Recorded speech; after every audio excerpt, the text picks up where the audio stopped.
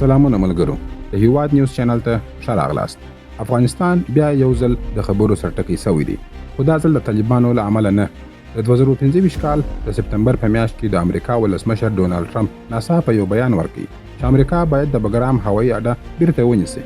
دا خبره په واشنگټن، بیجینګ، اسلام آباد او تهران کې زلزله واچوله، ځکه که تاسو د بګرام نوم اورېدلی وي نو پوهېږئ چې دا یوازې یو عادي رنوی نه ده. دا هغه ځای دی چې یو وخت کې امریکا ته په دې سیمه کې لوی قدرت ورکړی و. کله چې امریکا په 2021 کال کې له افغانستان څخه ووتله، ډېرو خلکو وویل چې دا د امریکا د واک پای دی په دې سیمه کې. خو دا هوایي اډه ولې دومره مهمه ده؟ په نننۍ ویډیو کې به وګورو چې بګرام هوایي اډه چیرته ده، امریکا پکې څه کړي وه، او دا چې که امریکا یې بیرته تر واک لاندې راولي، دا به یوازې افغانستان نه بلکې ټوله نړۍ ولړزوي. همدارنګه به ووایو که امریکا بګرام بیرته ونیسي، د قدرت توازن به په اسیا او نړۍ کې څنګه بدل سي، او آیا امریکا رښتیا هم دا اډه بیرته نیولی سي او که نه. نو ویډیو تر پایه پر راسره وګورئ، ځکه دا معلومات به ستا فکر د بګرام په اړه بدل کړي. ویډیو لایک او شیر کړئ او تر خپلو ملګرو پرې یې ورورسوئ. راځئ د جغرافیې څخه یې پیل کړو. بګرام هوایي اډه د کابل له مرکز څخه یوازې 40 کیلومتره شمال ته پرته ده، د پروان په ولایت کې. د هندوکش د غرو په منځ کې په کاغذونو کې یوازې یو عادي هوایي ډګر ښکاري، خو په حقیقت کې دا ځای یو جیوپولیټیکل خزانه ده. که ته د بګرام شاوخوا 1500 کیلومتره یوه دایره جوړه کړې، نو په دې دایره کې به لویدیځ چین، د چین شینجانګ سیمه، د ایران ځینې برخې، د پاکستان ډېره برخه او د منځني اسیا زړه راسي. که دا واټن لږ نور هم پسې زیات کړي، نو د مسکو مهمو سیمو ته هم ورسیږي. دا د بګرام د اډې رسیدل، دا د امریکا تر ټولو لویه اډه وه. په افغانستان کې له 10,000 څخه زیات شمېر سرتیرې پکښې اوسېدله. دوې اوږدې رنوې یې درلودلې چې له 3000 مترو زیاتې اوږدې وې، او په هغو کې به د B-52 بم ورکوونکي او C-19 کارګو الوتکې په اسانه سره کښېنستلې. د امریکا لپاره دا یوازې یو اډه نه وه، بلکې هغه دروازه وه چې د هغې له لارې یې د سویلي اسیا، منځني اسیا او منځني ختیځ ته لاسرسی درلودی. د بګرام کیسه له پیړیو څخه پخوانۍ ده. دا شورویانو د 1950 کال پر مهال جوړه کړې وه، او کله چې دوی په 1980 لسیزه کې پر افغانستان یرغل وکړ، دا اډه یې د جګړې مرکز ګرځولی و. د شورویانو عسکر، الوتکې او هلیکوپټرونه به له همدې ځای څخه جګړې ته روانېدله. د 9/11 پیښې وروسته په 2001 کال کې چې امریکا پر افغانستان باندې برید وکړ، بګرام ډېر ژر د امریکا د تاج کاڼه سوه. امریکا دا اډه پراخه کړه او په یو قوي نظامي ښار سره یې بدله کړله. داسې وخت هم و چې تر 40,000 زیات امریکایي سرتیرې به همدلته اوسېدله. د ترهګرۍ پر ضد جګړه په بګرام کې د امریکایي عصبي مرکز هم و. د همدې ځایه به د ډرون عملیات، استخباراتي ماموریتونه او د ځانګړو ځواکونو عملیات تنظیمېدله.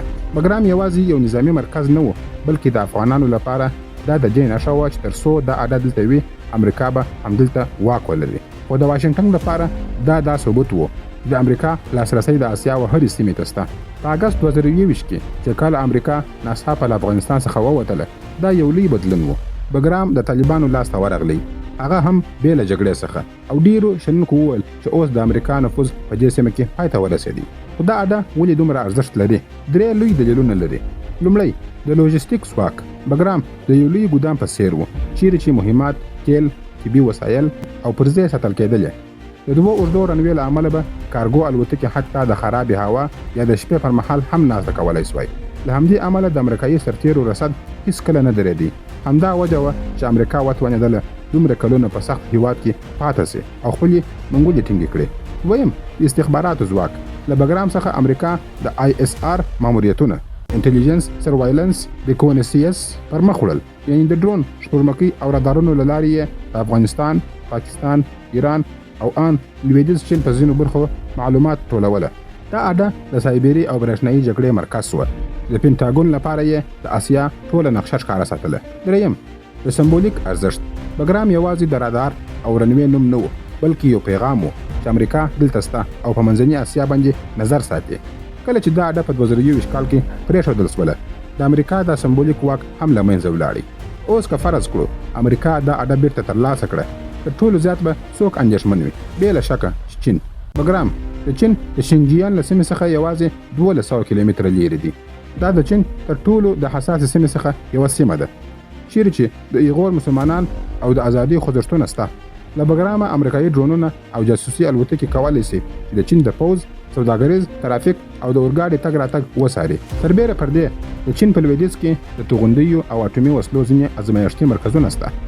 له بګرام څخه به امریکا وکولای شي دا مرکزونه او د چین د پوز تحرکات له نږدې څخه وڅاري. دا به امریکا ته دا فرصت ورکړي چې د هغو ځایونو څارنه وکړي چیرې چې چین د اټومي وسلو ازموینې کولې. په لنډو ټکو سره بګرام هوایي اډه امریکا ته د لویدیځ چین بشپړ لید ورکوي. دا اډه به د چین د یو کمربند یو سړک یعنی بیلټ اینډ روډ پروژې ته هم ګواښ وي. بیجینګ په افغانستان کې د لارو، ریل پټلیو او کانونو په پروژو کې ډېرې پانګونې کړې دي. که امریکایي ځواکونه بګرام ته راستانه سي دا ټولې پروژې به تر خطر لاندې راسي. د چین له نظره دا یو ډول محاصره ده ځکه جاپان، جنوبي کوریا، فیلیپین، ګوام او د هند سمندر کې د امریکا اډې شته. که بګرام اډه هم بیرته د امریکا لاس ته ورسي دا کړۍ به لا نوره هم ټینګه سي. نو د بیجینګ لپاره به د بګرام پر اډه د امریکا بیرغ پورته کول یوازې یو سور خط نه وي، دا به د ستراتیژیکي زلزلې معنا ولري. د امریکا د بګرام هوایي اډې بیرته راتګ ته په کتو د لویدیځو پوځي سیمو د چین د بیلټ اینډ روډ پروژه او د ځینو اټومي او توغندیزو تاسیساتو څار به د امریکا تر نظر لاندې وي. د پاکستان لپاره د امریکا د بګرام اډې بیرته فعال کېدل یو ډول ګډې پایلې لري. د پاکستان او د افغانستان د طالبانو ترمنځ اړیکې له مخکې څخه خرابې شوې دي. اسلام آباد زرګونه زر افغانان کډوال بیرته افغانستان ته استولي دي او د پاکستان په وینا د افغانستان حکومت په خپله د ترهګریزو بریدونو تر شا لاس لري. د دې ټولو له امله د دواړو هیوادونو اړیکې سختې خړې پړې شوې دي. همدارنګه د تورخم او چمن پولې څو ځله تړل شوي دي او هلته پوستې جوړې شوي دي. د دواړو خواو ډزې هم شوي دي. په داسې حالت کې د امریکا موجودیت په بګرام کې کولی شي پر طالبانو فشار واچوي چې خپله جګړه محدوده وساتي او سرحد کلک کړي. دا کار له پاکستانه د امنیت له نظره ګټور تمامېدلی شي. خو له بلې خوا د پاکستان نفوذ به هم کم شي. د ډېرو کلونو راهیسې اسلام آباد د واشنګټن او کابل ترمنځ د پل رول لوبولی دی. که امریکا بیرته افغانستان ته راسي نو دا رول به د پاکستان د لاسه ووځي او پاکستان به بې حسه پاتې شي. له امنیتي اړخه دا هم ګټوره ده. د امریکا اډه دومره نږدې وي ځکه سار به د ډیورین کرښې په اوږدو زیات شي او د پولې سره وسلوالې شبکې او قاچاق به هم کم شي. خو دا ټوله قضیه ډېره پیچلې ده. په کورنیو سیاستونو کې هم ګډوډۍ پیدا کېدای شي ځکه د امریکایي پوځ بیرته راتګ به د خلکو ضد امریکایي احساسات راوپاروي او دا کار د پاکستان له چین، خلیج او لویدیځ هیوادونو سره اړیکې نورې هم پیچلې کولی شي. یو بل خطر دا هم شته چې طالبان بیا د پاکستان د شمال لویدیځې پولې د ستونزې جوړې کړي. که هلته تاوتریخوالی زیات شي نو د سی پیک پروژه به هم زیان وویني ځکه هلته سړکونه، سورنګونه او د برېښنا مزي شته چې هدف ګرځېدلی شي. نو د پاکستان لپاره د امریکا بیرته راتګ نه بشپړ ناکامي ده او نه بشپړ بریالیتوب. په لنډمهاله توګه سره دا پاکستان ته ګټه لري. د پولې سره به ترهګري راکمه شي خو د ضد امریکایي احساساتو له امله به کورني ستونزې ورته زیاتې شي. سربیره پر دې د طالبانو او امریکا ترمنځ د منځګړي په توګه د پاکستان رول به له منځه ولاړ شي او د اسلام آباد سیاسي لیوریج به کم شي. ایران له پلوه د امریکا بیرته راتګ په پروګرام کې د ختیځ له اړخه پرې فشار زیاتوي. هغه طرفونه چې ایران تر اوسه پورې تل خوندي فکر کوي. د ایران د هوایي دفاع او پوز زیات تمرکز د فارس خلیج او د هرمز تنګي لوري ته دی، نه د افغانستان او پاکستان پر لور باندې. که امریکایي ځواکونه بیرته بګرام ته راستانه سي نو ایران به اړ سي چې د دې طرف سار ډیر کړي. بګرام د ایران د سیستان، بلوچستان او جنوبي خراسان په لمنه کې دی. دا هغه سیمې دي چې ایران په شکل قاچاق، ترهګري او سرحدي تګ راتګ اندېښمن دي. د دې ځایه به امریکایي ډرونونه، جاسوسي الوتکې او برقي وسایل د ایران ختیځې لارې، ریل پټلۍ، پوځي تمرینونه او د توغندیو واحدونه وڅاري. همدارنګه امریکا کولی شي د ایران د وسلو په پرمختګ باندې هم سار زیات کړي. له سیاسي اړخه د امریکا بیرته راتګ به ایران ته زیان ورسوي ځکه تهران له طالبانو سره د هلمند د سیند د اوبو پر موضوع اړیکې جوړې کړې وې خو دا به ټولې خرابې کړي. اقتصاداً او د ستراتیژیک له لحاظه ایران له روسیې او چین سره ژورې اړیکې لري او د چابهار بندر او ختیځ لویدیځ ترانزیت لارې پیاوړې کوي. خو د بګرام اډې ته د امریکایي ځواکونو بیرته راتګ به د بهرنیو پانګوالو باور کم کړي او د ختیځ ایران او لویدیځ افغانستان پروژه به د لوړې بیې او خطر سره مخ کړي. له پوځي اړخه د ایران غبرګون به اټکلي وي. زیات رادارونه، د هوا دفاعي بیټرۍ او ډرونونه به د ختیځ سرحد ته ورواستوي او له مسکو او بیجینګ سره به همکاري زیاته کړي. په بګرام کې د امریکا موجودیت د ایران، روسیې او چین له ګډو سوداګریزو پروژو سره پوښتنې راپورته کولی شي. اوس که د روسیې خبرې وکړو، منځنۍ اسیا تل د روسیې شاته یو قوت ګڼل کیږي. مسکو ځان د امنیت ساتونکي ځواک بولي. په دې هیوادونو کې لکه قزاقستان، قرغیزستان او تاجکستان کې. په تاجکستان کې د 201 پوځي اډه فعال ده او په قزاقستان کې د کانت هوایي اډه د روسانو تر واک لاندې ده. د CSTO نومي پوځي تړون مشري هم روسیه کوي. که امریکا بیرته بګرام ته راسي نو حالت به ډیر بدل سي. روسیه له اوکراین سره د جګړې له امله له وړاندې ته فشار لاندې ده او اوس نه کافي سرتیري لري او نه ډیر مالي وس لري. د امریکا شتون په افغانستان کې دا معنا لري چې مسکو به داسې احساس وکړي لکه د امریکا او ناتو ترمنځ د سویل له لوري او د ناتو له لوري د لویدیځ له طرفه راګیر شوي وي. د امریکا د سار عملیات به د روسیې جنوبي پوځي سیمو او هغو تدارکاتي لارو ته ډیر نږدې راسي چې له منځني اسیا نه تر روسیې رسیږي. روسیې له تر اوسه خپله پخواني ماته په افغانستان کې نه ده هیره کړې. نو که امریکا بیا بګرام ته راسي دا به یوازې د روسیې لپاره یو سیاسي او ستراتیژیک مشکل نه وي بلکې د شر مال خبره به هم وي. د مسکو نفوذ په منځني اسیا کې له مخکې نه کم شوی دی. چین دلته ډېرې پیسې لګولې وي او خپل نفوذ ورځ تر بلې زیاتوي. همدا لامل دی چې د سیمې هیوادونه نور یوازې پر روسیه تکیه نه کوي. که امریکا بګرام ته بیرته راسي روسیې ته به د دوو لوی قدرتونو مقابله ورپېښه سي. یو چین د پیسو زور لري او بل امریکا چې د پوځ زور لري. دا به د روسیې د امنیت د تضمین کوونکو تصویر له منځه یوسي.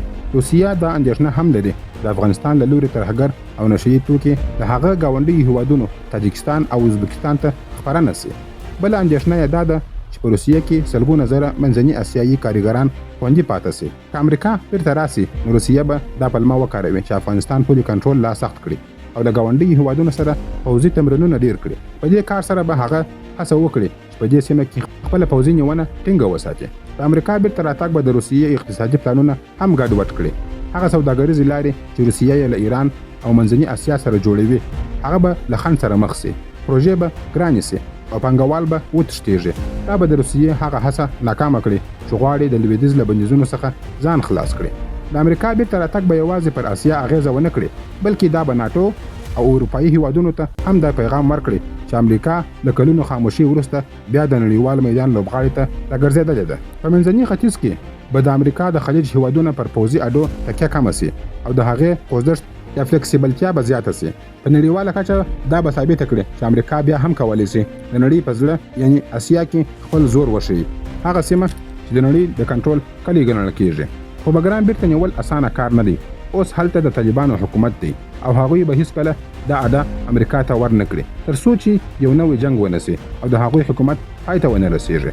دا به د امریکا لپاره ډیر سیاسي ګران تمام سي.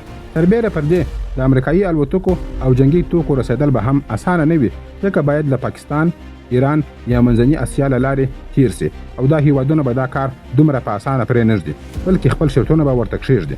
د امریکا زړې شبکې هم ختمې سوي دي او په خپل امریکا کې خلک نور نه غواړي چې له 20 کلنې جګړې وروسته خپل پوځ بیرته افغانستان ته واستوي.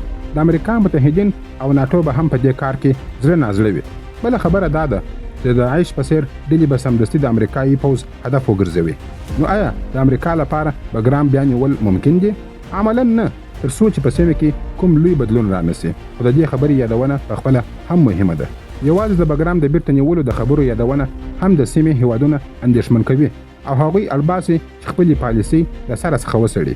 چین به د خپل سنکیان ولایت او د سوداګرۍ لارو په اړه اندېښمن سي. ایران به د ختیځې پولې په اړه فکر پیل کړي.